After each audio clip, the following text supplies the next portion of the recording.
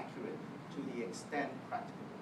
So if we were to have this family handbook translated, I could would we have send someone it, else. could we send it on to the, find a resource through the State Language Resource Network that could They will verify, scream at validate me it? if I say yes. They Because will that's kill what we me. need. They will kill me.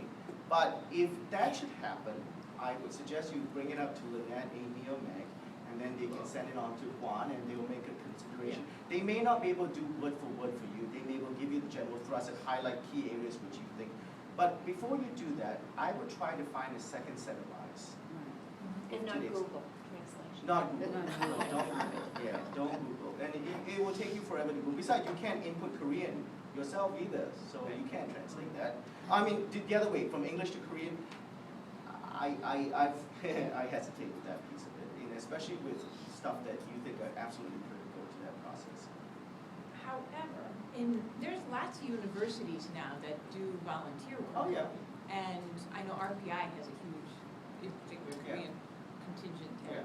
And I know that there's some churches around here that do lots of translation into Korean characters because they use the folks at RPI. Yes. So you kind of have to, it's harder for rural areas, but if you're in a suburban area and there happens to be universities, Yes. it takes time. I Yes. mean, programs could scope it out and Maybe. kind of. And I'm just thinking like a policy person, from legal side, maybe you should put a little disclaimer that says.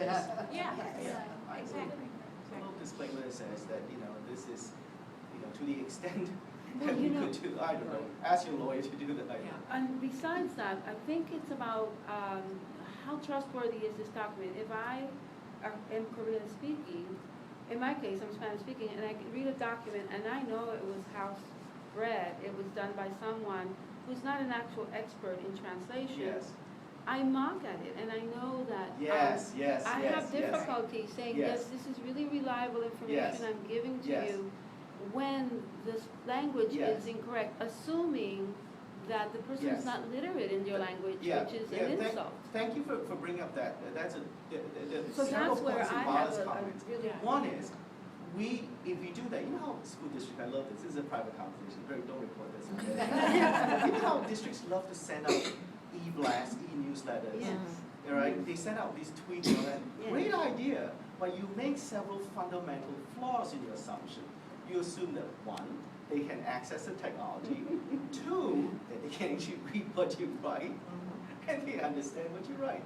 So when you do translation, right, so Bala raised an interesting issue there, is that, if you're not a trained or skilled interpreter translator, I'm a court interpreter, and I'll tell you the first thing, this is an insight. I am a certified court interpreter in Japanese, Chinese, and Cantonese. And I will tell you this, I am not a lawyer. There have been times when the judge would say something, a legal term, and I would stop and I say, Judge, I don't know what that means. Please explain to me. And the judge would explain to me. Now, we have not had a lawsuit about that yet, because it is very possible in my translation, a description, a circumlocution sort of strategy around that word, that I may be relaying something that's just not quite right there, and it may give a different connotation than from positive, negative, positive, I don't know. So we have never had, I always ask the judge, is it okay for me to translate? And if he says yes or she says yes, I'll do it. But if she says no, then I might simply say, I stop here, please ask for another interpreter. My daughter's an American Sign Language interpreter, and she runs into that difficulty all the time in educational centers, like legal and medical. And sometimes it's also, she talks about the hidden language, what's not said. And that sometimes raises dilemmas as to whether she should stop the conversation and say, deaf parent, I don't think this doctor gets what the issue is. So. Now, so you understand the point? Yeah. The point is, you may translate a document, but you don't know for sure what is relaying, that message. Where does American Sign Language fit into LEL? Yes, it's a very interesting one. We actually have, so the kid is signing to you, right? But it doesn't preclude the kid from seeing and seeing. So the kid could actually see the print. So the kid could process language, and they could be given ESL services.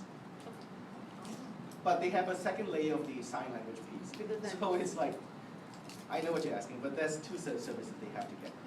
So sometimes it has LEL and special education. That's correct. And then there's a controversy out there about Braille too. It's like, is there like ESL Braille thing or ESL ASL thing? Yes, there is such a thing. It's a development, it's developing and we are not keeping up with that piece of it. Family involvement, about your experiences, then I can help you with that. Well, I think it's difficult in the child care center arena because parents are going to work. Yes. So, and it's become more and more challenging even at the school district Yes. levels to encourage our parents to be Yes. participants. Yeah. Thank you, Karen. So But it is important to have them come in. if you can bring them in, the best time to do it is early in the morning or in the evening. And even then, it may be difficult. And you need to think, a lot of public schools think about transportation. You give them vouchers, tickets, bus tokens to travel. Sometimes we bus them in, we bus them home if we need it to. So districts do that, and that's where you don't have the funding to do that piece of it. But I think it's important to have face-to-face meetings. And if to the extent possible, integrate the parent into the instruction program. Right. So you could bring the parent in. I'm sure you guys have experience bringing a parent in. They can do show and tell. And food is something that I try to avoid because of dietary restrictions. But clothing and books and music, it's a fun way to do that. And it's a good way to validate what kids bring to the table at the same time that the parents feel like they're involved in that process. I think if they, and a lot of districts also provide literacy support for parents as part of that support system. So that's something else that you can think about in the continuum of things. Remember, if it involves K to 12, and if the parents are transitioning to K and they have kids in that, you can always make sure, see if the kids have siblings up in the upper grades, So that's what. you can always insert the parents in the PD for them there. All right, so that's always a way to think about that kind of thing. Cultural celebrations are just a given as well. Yes, one of the things, Respectful to those. absolutely, Karen, the only thing I give you is this, all right? Cultural celebration is a very superficial way of dealing with differences. It really is, but it's a fun way of dealing with it, and it's not necessarily the best way because it doesn't cut into the core of things. So what if you, and please forgive me if don't think I'm being facetious. So what if you know what sushi is, and so what if you can eat it? So what?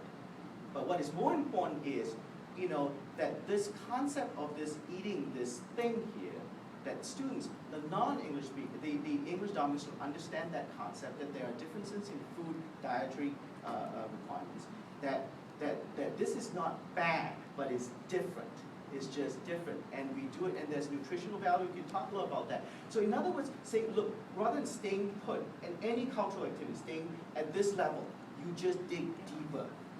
And you can use that to talk about math, to talk about health, nutrition, language, and so on and so forth, colors, things like that.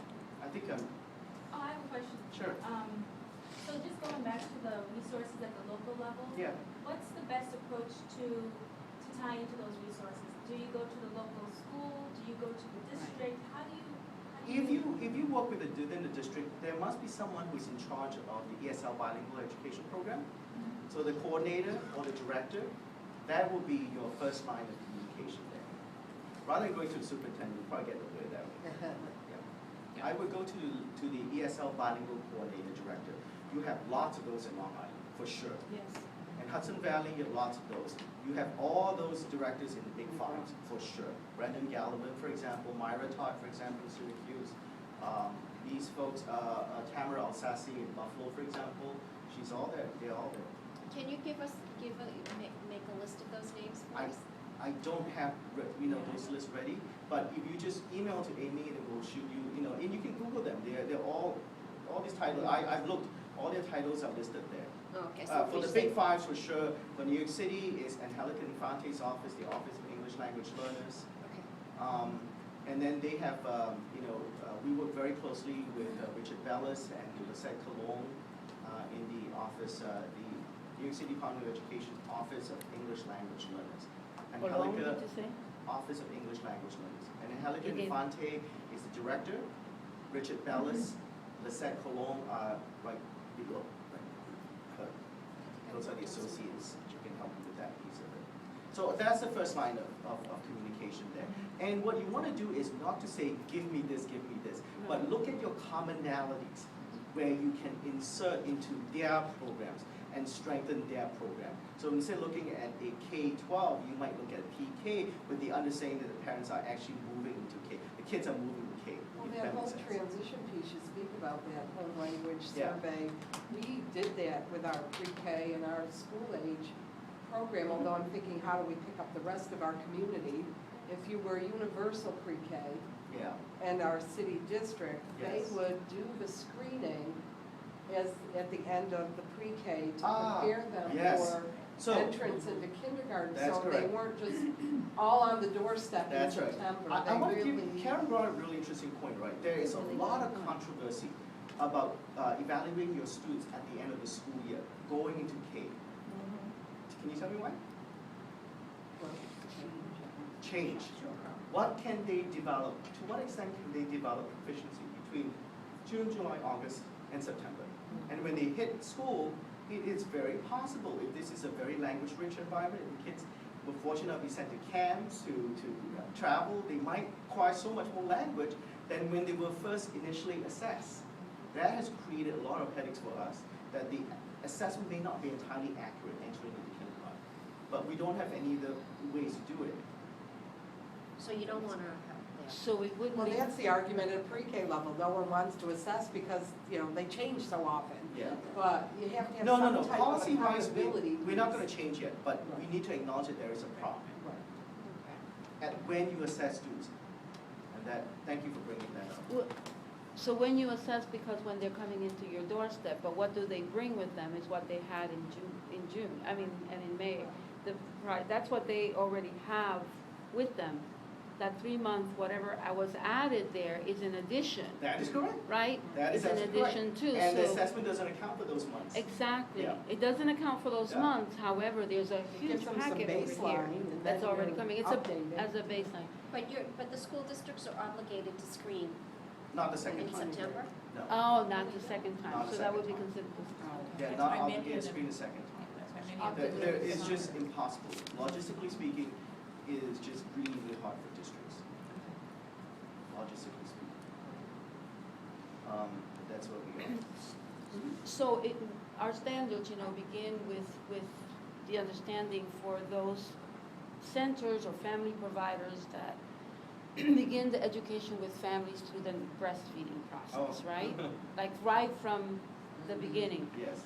And then we go to the next layer, which is where it's social gatherings.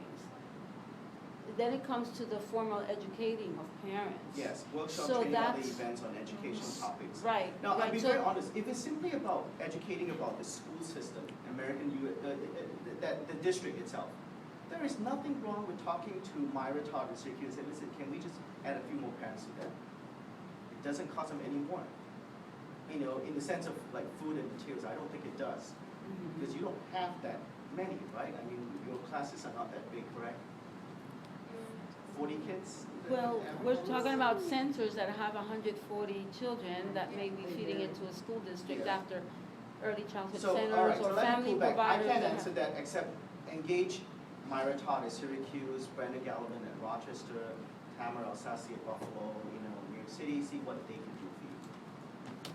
I would do Yeah. that. I mean, I think we It's do have an important to make them aware of opportunity our Right. here, needs. because we have the pre-kindergarten foundation to the Common Core, So it could be through those vertically families. aligned to the Common Core, and we can use that as the talking point or the framework Yeah. to be able to make these connections with the school districts, to be able to have no break in Yeah. between one system and the Yeah. next system. Absolutely. One of the things, in addition to what I just asked you to do, is identify areas where you need support. The other thing you might want to do is, in your screening, in your enrollment process, maybe you want to identify language groups. Then you can, as a team, identify the top 5 languages. Pull your resources and create common documents that you don't duplicate yourself. And that way you can just send them out as part of your enrollment package. And then if you have PD that you want parents to have, there's nothing wrong with archiving someone. Hire a consultant, do the training, document it, save it as a video thing, whatever you want to do it, just play that thing. during the session when you can bring in an interpreter. That's all you can do. You know. And I think like So you- Jolene said, I think it's difficulty to find those trainers that really Yeah. understand early childhood. That is a point of contention. But when you do, find a way to preserve those sort of training, as opposed to doing it all on your own independently. You're just duplicating each other's efforts. So if you can pull your resources a little bit, highlight those key activities, common activities across all centers, and what are things you absolutely must have, and then do it that way. I think you can leverage your resources a lot better. And New York City can definitely help you with that. And forgive me for putting you on the spot, but this is Graduate Center, or this is CUNY we're talking about. They have a lot of resources there in terms of personnel who can say, oh, Ophelia Garcia from the CUNY Graduate Center can help you with the Spanish piece, for example. What's her name? Oh, Ophelia. she's the director Garcia. of the, Ophelia Garcia is the director of, what is it, Urban Education and something. I can't remember what the title is. She You came brought up from a good point before that really kind of made me start to think is that really trying to delve deeper and to really talk about not getting focused on how am I supposed to speak 4 different languages Yes. with these children? Yes. Because we can. That's right. But really focusing on how these children really will learn. Yes. And how to Yes. be scaffolding and doing all that. That's Maybe correct. be thinking about the training coming from that direction, because I don't know about you, but I was really thinking a bit more in a different way about, how do you have strategies to be able to communicate and talk to all these families, and maybe if we get to the heart of that universal way that these children Yeah. will learn, Yeah. and learn the English I would language agree with and do that. I don't know, maybe it is reaching out to the ESL Yes. teachers and some of those Brilliant school idea. districts. That's a Seeing great if one. some of those Yes. teachers might want to come and speak Yes. to how do they teach children Yes, of all these especially, languages. all right, especially if you can find teachers who are bilingually certified. These are bilingual teachers who are certified in Common Branch, plus have a bilingual extension. These would be wonderful resources. And again, the only way to do it is engage Myra Todd, Brendan, and Tamara, and these folks can help you with that. During the superintendency, and I'm sure, I don't know whether you're part of that or not, they can release a teacher to help you do your work a lot better. Good idea, really good. Well, So we have about 2 more minutes. Oh, Any yes. last thank you so questions? much. While Ken is still here, I just want to share with you guys something that happened to me a couple years ago when I was in Utica working with their UDK program. And it has a lot to do with thinking about your standards and particularly about Ken's comments about his name. I just want to share with you something that the director shared with me. He said, okay, so, we got ready for the school year and we always look at our class lists. Can you tell me, Lynette, how you say this name?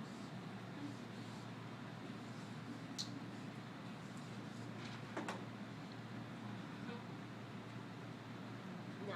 No, Nadasha. Nadasha. Oh, it's the dash. Nadasha. Yeah. is Oh, right. really? And Well done. Yeah. Oh, it impressive. I've heard it before. presented staff with great angst because no one knew how to say this name 100% till the child showed up at the doorstep. And the teacher said, Naya. However, the little girl burst into tears and said, that's not my name. So, in the interim of it was a grandmother who dropped her off and trying to figure out, who's really responsible for this kid, caused everybody to talk a little bit about what do names really represent to us.